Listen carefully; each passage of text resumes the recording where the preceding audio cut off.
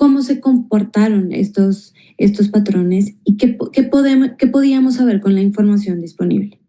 Para hablar sobre este documento, que ya va a estar disponible en nuestra página de redes sociales, junto con la encuesta de salida que desde algunas organizaciones realizamos el día de la jornada electoral, se encuentran Arturo Espinosa del Laboratorio Electoral, Luis Fernández de Práctica Laboratorio para la Democracia y Susana Camacho de México Evalúa. Le doy la palabra, les doy la más cordial bienvenida. Les pido por favor que si tienen alguna pregunta la dejemos para el final y me permito darle la palabra a Luis Fernández. Muchísimas gracias, Dani, por la introducción y a los medios de comunicación que están conectados en el Zoom y a los que nos ven por el canal de Laboratorio Electoral en YouTube. Y también, Dani y Arturo, muchísimas gracias por el trabajo y el acompañamiento siempre desde el Laboratorio Electoral. A ver, les contamos, profundizamos directamente en el estudio. Lo que hicimos fue revisar el directorio o la biblioteca o el acervo de Meta, de anuncios de Meta. Lo que hace Meta, que incluye 4 plataformas, Facebook, Instagram, Threads y Messenger, lo que hace es que cada anuncio pagado por cualquier persona genera un número de registro. Y eso te puede decir a cuántas personas llega, te puede decir más o menos el porcentaje de gasto de ese anuncio, que se va gastando poco a poco a partir del monto que ponen las personas que pagan. Dentro de las infracciones que estableció el Instituto Nacional Electoral para este proceso, estableció como una sanción que ninguna persona candidata podría contratar directa o a través de interpósita persona publicidad en medios físicos o en medios digitales. A pesar de esto, revisando la biblioteca de anuncios, lo que encontramos es que 394 personas candidatas gastaron dinero directa o indirectamente o se beneficiaron por una promoción, por promociones de su nombre en torno a la elección judicial. Identificamos un total de 1,951 anuncios que se dividen entre estas 394 candidaturas. En el agregado gastaron en total entre 2,330,000 pesos y 3,089,000. Este es el agregado del total de gasto de las candidaturas. El 75% de este monto fue pagado para promocionar candidaturas a ministros y ministras de la Corte, mientras que el monto para las magistraturas del Tribunal de Disciplina Judicial representó el 11% del monto total. Para ministros y ministras identificamos 53 anuncios aproximadamente de 1,000, digamos, diferenciados en 1,195 pautas, con un gasto entre 1,799,000 y 2,300,000. Presentamos una tabla de información que pueden encontrar en el informe, en donde está la información de estos casos para magistraturas del Tribunal de Disciplina Judicial, para la sala superior, para las salas regionales, magistraturas de circuito, jueces y juezas de distrito también. 2/3 partes del gasto en publicidad se concentra en 11 candidaturas, 10 de ellas de la Suprema Corte de Justicia y otra del Tribunal de Disciplina Judicial. Las personas que más gastan son 6 personas que quedan dentro de las 9 personas que hasta el momento están anunciadas potencialmente para integrar la Corte, ya con un avance del cómputo distrital de más del 87%, hasta donde revisé hace unos momentos, tal vez es más en este momento. 6 de esas 9 tienen este tipo de gastos. Loreto Ortiz se vio beneficiada con 86 anuncios, con una inversión entre 418,000 y 539,000 pesos.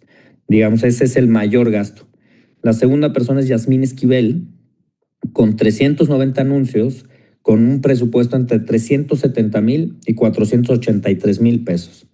Le siguen Giovanni Azael Figueroa, con 13 anuncios y un gasto en rango entre 164,000 y 197,000 pesos. Después sigue Ingrid de Los Ángeles Tapia. Ella no está dentro de las 9 personas que quedaron. Sin embargo, se identifican 71 anuncios de ella y un gasto en rango entre 145,000 y 176,000 pesos. Le siguen Ariadna Camacho, del Tribunal de Disciplina Judicial, con 54 anuncios y un gasto entre 138,000 y 562 y 138,000 y 176,000 pesos. Después le siguen Lenia Batres, con 78 anuncios, 112,000, entre 112,000 y 164,000. Después Arístides Rodrigo Guerrero, con 87 anuncios, entre 88,000 y 127,000. Esta publicidad, digamos, por aquí cierro y redondeo con esta idea, es lo preocupante de esta información que identificamos, lo dijimos, lo hemos dicho en un par de ocasiones. No es que el diseño de las reglas de la elección llevó a las candidaturas a utilizar los medios y las herramientas disponibles para promocionarse.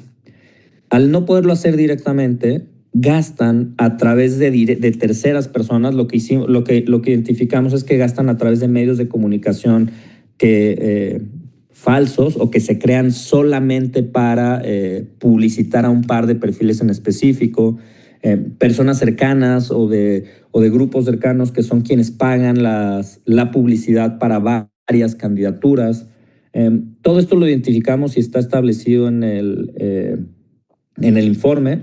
Lo preocupante es que son candidaturas que tienen que definir, o personas ahora en un futuro inmediato, personas juzgadoras que tienen que decidir sobre lo que es legal y lo que no es legal. No hay veces que en la interpretación puede estar una línea, en este caso era tajante, y se establecía como un lineamiento de infracción que no podían gastar dinero en pauta publicitaria, y sin embargo vemos que lo hacen, ¿no?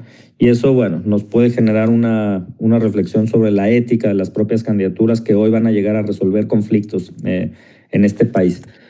Esto en cuanto a este estudio, tenemos ahí información, van a encontrar información adicional que ahora la vamos a comentar con mis colegas de la información sobre apoyos no orgánicos y sobre las encuestas también que utilizaron una estrategia similar. Por lo pronto, hasta aquí, Dani. Muchas gracias, Luis. Y ahora damos la palabra a Susana Camacho de México Evalúa para que profundice en la metodología y en el contexto de este análisis. Hola, buenos días. Muchas gracias por acudir a este llamado. Este estudio se preparó con tiempo de anticipación, y en estuvieron participando, colaborando en la práctica del laboratorio electoral. Vimos revisando y colaborando para que este estudio fuera profundo, muy objetivo, y de alguna manera lo que ustedes van a poder consultar en este estudio es justo cómo se examinaron estos elementos que comentaba Luis, ¿no? Identificación de pautas, identificación de si había cuentas relacionadas o que presentaran el mismo perfil por tipo de anuncios. También de alguna manera se logró detectar los terceros que estaban vinculados con las personas candidatas que estaban detrás de este manejo de cuentas en redes, etcétera. Entonces, muy sintético, quisiera resumir esto, cómo se fue gestando este estudio. Ustedes lo pueden consultar en la página del OEJ, y pues ahora sí que estamos al pendiente, y por cualquier duda que pueda surgir en cuanto a cómo se hizo el examen de estas redes sociales que se estuvieron monitoreando durante la época de campaña. Gracias, Daniela. Muchas gracias, Susana. Luis, ¿tú querías comentar algo? Solo agregar una cosa de esto, Dani. Dentro de la metodología para para los medios, lo que hicimos fue identificar palabras clave, porque revisamos más de 7,800 anuncios. Entonces identificamos palabras clave como elección, candidato, candidata, ministro, ministra, magistrado. Hicimos un conjunto de palabras que nos permitió generar ese primer acervo. Cuando entras normalmente a este directorio de anuncios, te encuentras un mundo de información. O sea, son millones de anuncios que se pagan diario en Meta y lo que tienes que hacer es filtrarlos. Entonces, las dinámicas o la metodología para filtrar esa información es la que utilizamos, que es decir, no identificar la palabra elecciones, identificar los medios, porque justo fue la forma en la que nos permitió identificar cómo medios locales o páginas nuevas publicitaban a estas candidaturas. En el documento pueden revisar la metodología, en la metodología también, con detalle. La vamos a publicar para que puedan revisarlo. Y una cosa importante para los medios de comunicación, vamos a hacer público el acervo de estos anuncios. Entonces pueden revisar uno por uno y se puede utilizar esa información y esa evidencia para sus distintos análisis. Muchas gracias, Luis. Ahora doy la palabra a Arturo Espinosa, que nos va a hablar sobre pautas y esfuerzos no orgánicos, así como las encuestas. Muy buenos días a todas y a todos. Gracias por acompañarnos y por estar al pendiente. Creo que es importante que expliquemos un poco qué es lo que hemos estado haciendo en este sentido desde el Observatorio Electoral Judicial, junto con las organizaciones que trabajamos, Luis Práctica, Susana, México Evalúa y nuestros compañeras de Disentir.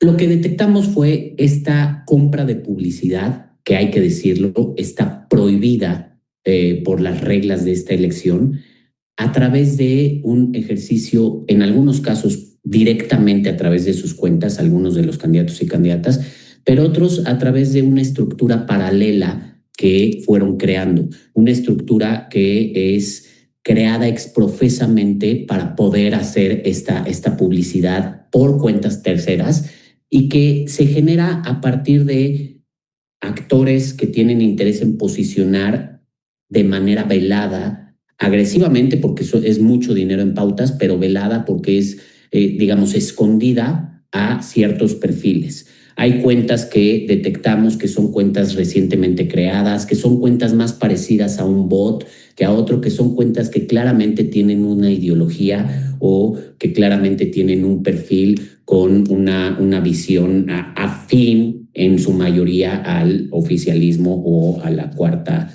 transformación.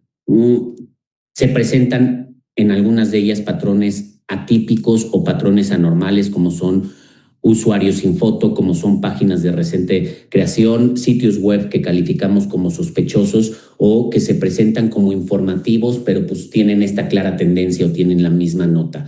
Sabemos que hoy en día en las elecciones una tendencia es que se genere una estructura paralela de páginas y de cuentas para poder promocionar a una candidatura o a una opción, en este caso a los favoritos y a las favoritas, de una manera disfrazada de información o disfrazada de periodismo. Y eso fue parte de lo que detectamos. ¿Por qué lo hicimos? Pues porque hoy en día existen las herramientas para hacerlo, porque además es una conducta que es claramente ilegal y consideramos que uno de los problemas de esta elección, como ha habido en otras, es la integridad electoral. Y este tipo de malas prácticas impactan directamente en la integridad electoral. Hay que decirlo, esta información ya la hicimos del conocimiento del Instituto Nacional Electoral. El Instituto Nacional Electoral, en un ámbito de colaboración con ellos, nos la requirió y nosotros la pusimos a su disposición con toda la base de datos, la cual también es pública y la podrán encontrar en nuestra página. Y nuestro interés es ese, es que esta información se conozca y que el instituto la evalúe. También advertimos en el caso de encuestas pautadas, 14 casas encuestadoras que publicaron sondeos de intención de voto sin cumplir los requisitos de transparencia del INE, que no presentaron metodologías claras o que no estaban registradas ante el Instituto Nacional Electoral. Y además, estas casas encuestadoras reportan un beneficio para candidaturas que, según ellos, aparecen como favoritas y que también meten pautas en la difusión de sus resultados, que en muchas de ellas meten incluso información sesgada, es decir, lenguaje como votaría por tal candidato, este candidato es reconocida por esta acción o esta preferencia por defender los derechos humanos o por este hecho en concreto. Digamos, son encuestadoras que también es otro tipo de publicidad velada y que de manera ilícita y a través también, este es otro esquema de estructuras paralela, difunden y promueven las candidaturas. Advertimos que el 80% de estas encuestas se publicaron en medios digitales con afinidades partidistas claras, que no generaron equidad, al contrario, promueven únicamente a un cierto número de candidaturas, incluso, como señalé, las pautan. Y nosotros consideramos que toda esta hay una violación generalizada a las reglas aprobadas por la propia autoridad electoral y a la propia equidad de la contienda. Uno de los puntos que hemos señalado a través de nuestros diferentes reportes y a través de un estudio en particular que se hizo sobre las boletas y en el que hemos sido muy incisivos de manera particular, es que es una elección en la que no hay condiciones de equidad profundas. Y este tipo de conductas enfatiza o ahonda en esta inequidad que se vivió en la elección, en la cual no todos los candidatos y no todas las candidatas tuvieron las mismas condiciones y las mismas oportunidades de competencia. Y ahora estamos viendo algunos de ellos a través de conductas ilícitas buscaron ganar ventaja, y creemos que no solamente es algo que se debe de analizar desde el punto de vista de la integridad, sino también que la autoridad electoral debe de valorar. Muchas gracias. Muchas gracias, Arturo. Volvemos con Luis para que nos cuente un poco sobre esta encuesta de salida que algunas organizaciones integrantes del Observatorio Electoral Judicial realizamos durante el fin de semana y sobre todo los resultados que nos arrojaron. Gracias, Dani. De la encuesta de salida, lo que hicimos, como saben, se tiene que presentar primero el registro ante el Instituto Nacional Electoral. Lo presentamos en tiempo, antes del 22 de mayo, para poder levantar esta encuesta. De los resultados, lo que queríamos identificar con esta encuesta de salida era la influencia de factores externos, que tanto los partidos, funcionarios públicos, sindicatos, otros grupos estaban influyendo directamente en el voto de las personas que salían de las casillas. También algunos casos procedimentales, qué tan difícil o fácil les pareció a las personas votar, por ejemplo, qué tan fácil o difícil les pareció acceder a información, y finalmente la decisión del voto, cuál fue el factor que consideraban las personas que salían de la casilla que había sido el factor más relevante para decidir su voto. Dentro de los resultados, esta encuesta la levantamos a 2,406 personas, que fue el total de las encuestas levantadas. Dentro de los hallazgos está que 65% de las personas encuestadas respondió que en las campañas observó a partidos políticos, funcionarios y sindicatos hacer campaña en favor o en contra de alguna candidatura. El 12% de las personas encuestadas dijo que las observó diariamente, mientras que el 9% dijo que los había observado semanalmente haciendo campaña en sus distintos entornos. Después, el 18% de las personas encuestadas afirmó que alguna persona las contactó directamente para influir su voto. Si extrapolamos este dato, estamos hablando de más o menos 3 millones de personas dentro del total de las personas que salieron a votar. Después, el 66% de las personas encuestadas afirma que fue importante o muy importante para decidir su voto cuál poder postuló a las candidaturas. El 24% de estas personas dijo que fue determinante prácticamente para decidir su voto. 20% lo hicieron relacionados con el Poder Judicial 15% con el legislativo y 24% con el ejecutivo. ¿Sí? Después, 37% de las personas encuestadas respondió también que el factor más importante para decir su voto fue la experiencia de las personas candidatas. En segunda posición estaba los valores personales. En tercera posición, las propuestas de las candidaturas. Después, en cuarta posición, la afiliación partidista. Y finalmente, el menos del 9% en cobertura en los medios de comunicación. Estos resultados parciales que surgieron tuvieron ligeramente más peso en las nominaciones. Lo que identificamos es que hubo más peso en las nominaciones del Ejecutivo, pero sí hubo una competitividad relativa entre los tres poderes, al menos en la decisión de las personas, entre los tres poderes que postularon a las candidaturas. En cuanto al proceso de organización de la elección, hay una polarización sobre la efectividad de la organización. El 40% consideró fácil o muy fácil votar, mientras que el 34% lo encontró difícil o muy difícil. Por otro lado, 32% encontró difícil o muy difícil acceder a la información sobre las candidaturas, mientras que el 42% reportó entre fácil y muy fácil haber accedido a la información. En cuanto a la decisión del voto, el poder que postuló a la mayoría de las candidaturas por las que votó, el 24% ya lo había mencionado, dicen que es por el Ejecutivo, el 20% por candidaturas del Judicial, 15% legislativo. El 40% respondió que no sabía por qué candidaturas, de qué poder había votado. Básicamente son estos datos. La encuesta estuvo presentada, tiene representatividad a nivel nacional. Dentro del estudio en específico hicimos un levantamiento particular en la Ciudad de México, Durango, Puebla, Jalisco, Baja California, Nuevo León y Estado de México, que son datos detallados a los cuales también van a poder acceder con datos abiertos en la página del Observatorio Electoral Judicial. Muchas gracias, Luis, por esta explicación. La verdad es que al final sí sabemos que era un proceso complejo. La ciudadanía estuvo todo el tiempo sometida, digamos, a una pedagogía extensiva para entender un poco cómo se llenaban las boletas. No fue un proceso tan sencillo. Y bueno, al final, para cerrar ya esta conferencia de prensa, me gustaría darle la palabra a Arturo Espinosa para que haga un balance final de la jornada y de lo que viene para pues las organizaciones de la sociedad civil y el Observatorio Electoral Judicial. Bueno, muchas gracias.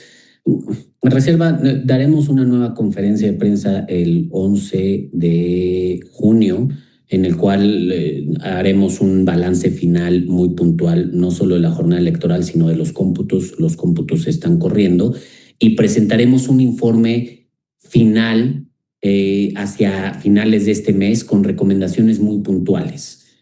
Creemos que en general la jornada electoral se desarrolló de manera tranquila. El INE logró organizar unas elecciones sumamente adversas, digamos, se instalaron las casillas, hubo boletas, los votos se están contando. Desde luego es un diseño que no es un diseño acorde a lo que se espera de una elección en nuestro país y que no nos podemos acostumbrar a esta calidad de elecciones. La participación ciudadana es sumamente baja y esto genera un impacto fuerte en la legitimidad de los resultados en cuanto a que pues, son candidatos que van a ser votados por muy pocas personas en un país de más de 130 millones de personas y con 100 millones de electores, menos de la participación que trae ahorita el INE, al menos en el PREP, en los cómputos es de 12%, 12 y piquito, no, más cercano al 12 que al 13. Entonces, pues en un país de 100 millones de electores, que cercano a 12 millones sean los que definen uno de los poderes, nos parece algo no idóneo y nos parece algo preocupante. También hay un importante número de votos nulos y otro rubro nuevo que son votos en blanco, lo cual asciende cerca al 20%. Ahí hay que hacer una un análisis minucioso, porque los votos en blanco son todos los recuadros que se dejaron en blanco. Entonces, algunos, pues en la boleta tenías 9 recuadros, por ejemplo, en la de la Suprema Corte. Pero sí creemos que es necesario revisar el diseño, es necesario revisar las reglas de esta elección y el cómo se lleva a cabo la elección. Las boletas son sumamente complicadas, el diseño no es amigable y genera mucha confusión. Hay un exceso de candidaturas, es imposible postular 6 o 9 candidaturas por cada cargo vacante. La concurrencia de las elecciones de magistraturas de circuito, de jueces de circuito con los órganos terminales como es el Tribunal Electoral, el de Disciplina y la Suprema Corte, nos parece que no es ideal. Y bueno, hay muchas cosas que revisar. Nos gustaría de verdad que la mayoría legislativa, el gobierno tuviera una apertura, al menos para mesas de diálogo, para poder plantear nuestras recomendaciones, lo que hemos estado viendo, observando y siguiendo durante este proceso electoral, este primer proceso electoral. También creemos que es importante atender a lo que dirán otros observadores electorales. Está aquí la OEA, hay otras misiones de observación electoral, habrá que atenderlo, porque sin duda hay muchas cosas en esta elección que a nuestro parecer tienen que ajustarse y tienen que cambiarse. Insisto, el fondo es: no podemos acostumbrarnos a elecciones de tan baja calidad, con tantas deficiencias, poco presupuesto, inequidad, falta de certeza, mucha confusión para el electorado y sobre todo con tan baja participación. Necesitamos trabajar en eso y se necesita hacer una revisión. Vamos a ampliar toda esta información, estamos haciendo el análisis. Para que haya un análisis completo, estamos convencidos que necesitamos ver lo que está pasando en los cómputos y cómo se llevan a cabo. Y bueno, los cómputos pues realmente no acaban hasta el próximo martes, algo también pues inédito en este proceso. Pero bueno, sí queríamos dar un posicionamiento muy general, muy general sobre la jornada electoral que vimos. Muchas gracias. Muchas gracias, Arturo. Muchas gracias, Luis. Y muchas gracias, Susana, por acompañarnos en la conferencia de prensa del día de hoy. Con esto daríamos por terminada la etapa de intervenciones y abrimos el espacio para preguntas y respuestas. Les pedimos levantar la mano. La primera persona en hacerlo es Aurora Cepeda, así que adelante con la pregunta. Y gracias. Buenos días a todos y todas. Vaya, estoy viendo que está muy completo lo que enviaron al IFE, lo que les requirió el IFE, etcétera. Una investigación que nos están dando a conocer bastante extensa. Mi preocupación, y es pregunta también, es: de alguna manera ustedes le hicieron esta chamba al INE y el INE ahora tiene que de alguna manera vincular o probar que hay un vínculo con los candidatos que se mencionan, candidatas y candidatos que se mencionan aquí, para poder proceder y tomar medidas disciplinarias, digámoslo así. Pero lo que hemos visto es que en este tipo de asuntos, con que el candidato o candidata mande un escrito de deslinde, el INE dice: no, pues ya se deslindó, no tiene nada que ver, va y se acabó el asunto y se le deja el triunfo a esa persona o la candidatura, etcétera. Entonces yo quisiera preguntarles justamente qué es lo que habría que hacer o cómo proceder para que no por una carta de deslinde esta investigación tan completa, con anuncios, con dinero, con todo, quede simplemente en el: pues nosotros lo presentamos, pero no pasó nada. Eso es lo que yo quisiera preguntarles. ¿Vamos a ir tomando una por una, Daniela, o tomamos varias? Una por una, para no... tenemos solo 3 personas. Bueno, si quieren yo respondo esta. Mira, Aurora, sabemos que en los últimos años la fiscalización del INE, al menos de los partidos políticos, no ha sido la más acuciosa o la más profunda. Esta elección pues es una elección nueva y creemos que la fiscalización trae retos muchísimo más grandes. Justamente por eso no solo le presentamos la información al INE, le hicimos el análisis de lo que nosotros advertimos. Creo que hoy hay un gran número de herramientas para poder hacer este tipo de análisis. Yo sé que el INE iba a tener una para poder hacer este análisis de la pauta, y nosotros a lo que apelamos es que la autoridad electoral realmente haga un análisis serio. Los deslindes me parece que no deben de ser suficientes, se debe justificar, porque aquí hay un pago y hay una conducta que además es sistemática y es generalizada. Hay un entramado de cuentas, como lo señalé, que están creadas exprofesamente para estos, y creemos que amerita una evolución en el criterio el INE y el Tribunal Electoral, porque sin duda esto seguramente también se ventilará ante el Tribunal Electoral. Tienen que actualizarse en sus criterios y atender la realidad. Digamos, hoy en día, o sea, la realidad no es que puedes pautar o no. Hoy en día la realidad va mucho más allá. Es la inteligencia artificial y son todas las herramientas de social listening y todas las herramientas para hacer esta revisión profunda. Creemos que el INE y el tribunal deben de actuar conforme a la realidad, y sobre todo, si quieren de verdad tener elecciones de mayor integridad, deben de ser implacables en sus criterios. Yo lo he dicho muchas veces y en diferentes espacios. Creemos que uno de los problemas por los que estamos viendo tantas conductas ilegales en los procesos y la calidad de las elecciones ha disminuido es por la excesiva tolerancia y permisividad de las autoridades electorales. Sí creemos que deben de ser más firmes, y nosotros estamos haciendo nuestra parte, estamos haciendo nuestra chamba como sociedad civil y le estamos poniendo ahí todos los elementos a la mano. Ya que hagan ellos, yo esperaría que estén a la altura de las exigencias democráticas de este país y de los estándares democráticos para tener una elección íntegra. Muchas gracias, Arturo. Adelante, Karina García, con la pregunta.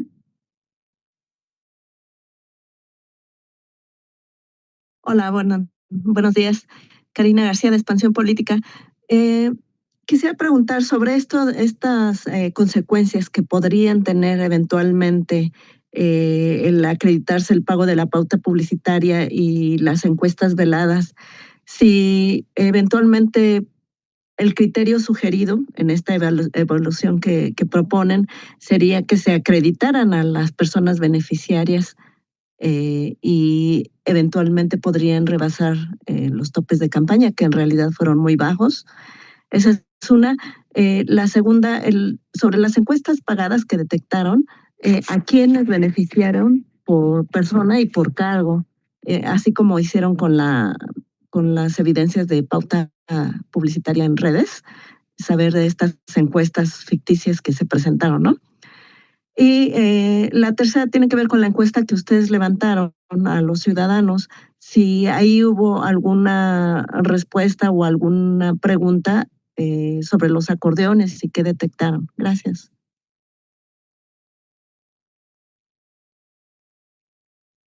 Mira, a ver, si quieres contesto yo la segunda parte de esto, y la parte legal. Creo que es mejor que Arturo nos pueda decir sobre las consecuencias específicas que pueden ser.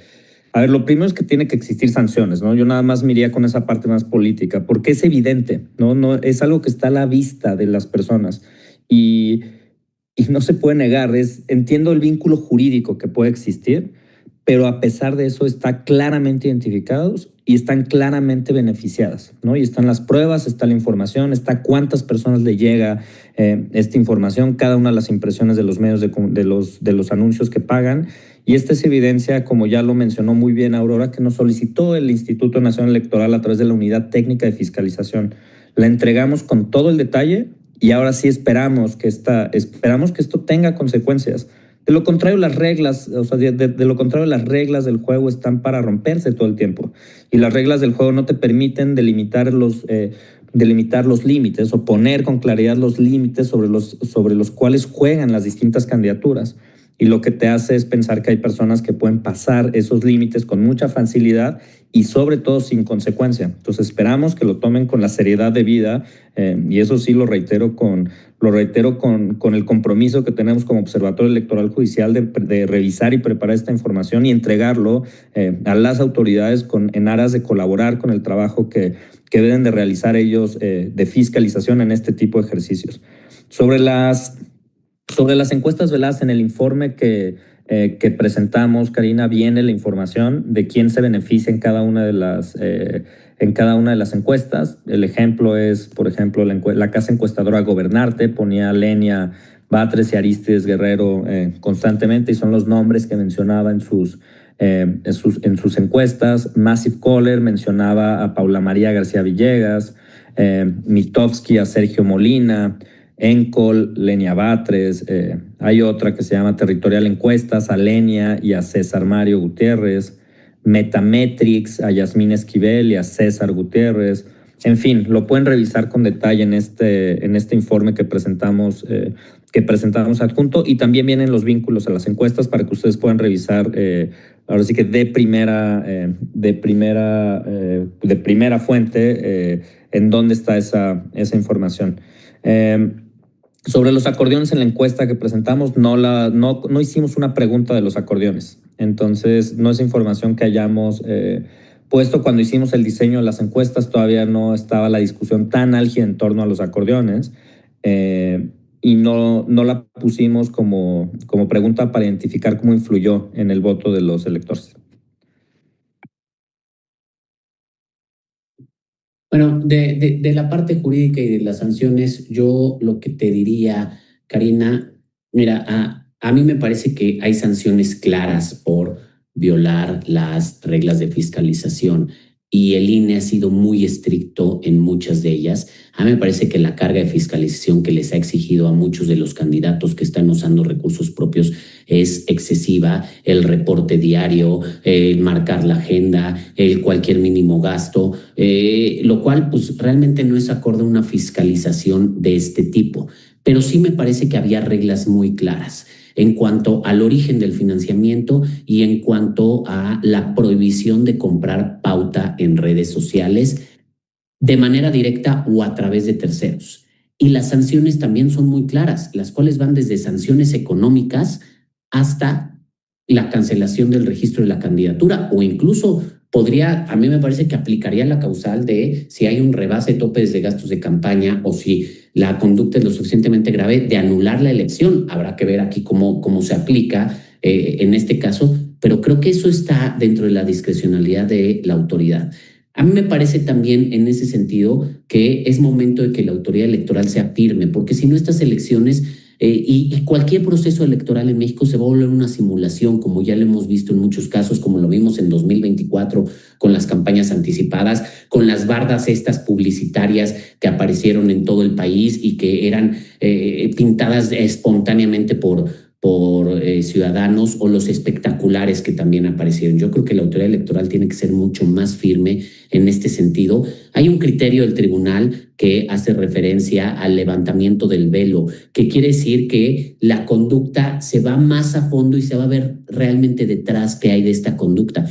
Ya sabemos que evidentemente difícilmente va a haber un contrato o va a haber algo así que evidencie que el candidato o la candidata contrató esa pauta, pero nuevamente hay que ver la sistematicidad, hay que analizar las cuentas, hay que hacer un análisis mucho más de fondo y hay que saber a quiénes benefició. Además, ahorita que señala Luis los nombres de quienes beneficiaron las encuestas, casualmente también son los mismos nombres que coinciden con los que contrataron pauta a través de terceras personas, a través de páginas especializadas. Hay algunos de ellos que no aparecen en esas encuestas y que pues es el candidato más votado, no aparece en ninguna de esas encuestas, no compró pauta y es el más votado al día de hoy, de acuerdo. Entonces, creo que todo eso hay que verlos y creo que las autoridades electorales de verdad tendrían que hacer un análisis a fondo y yo espero y confío en que así sea, porque si no, entonces vamos a empezar, o sea, estas elecciones, que es la primera vez que se llevan a cabo, se va a abrir la puerta entera para la simulación de ahora en adelante.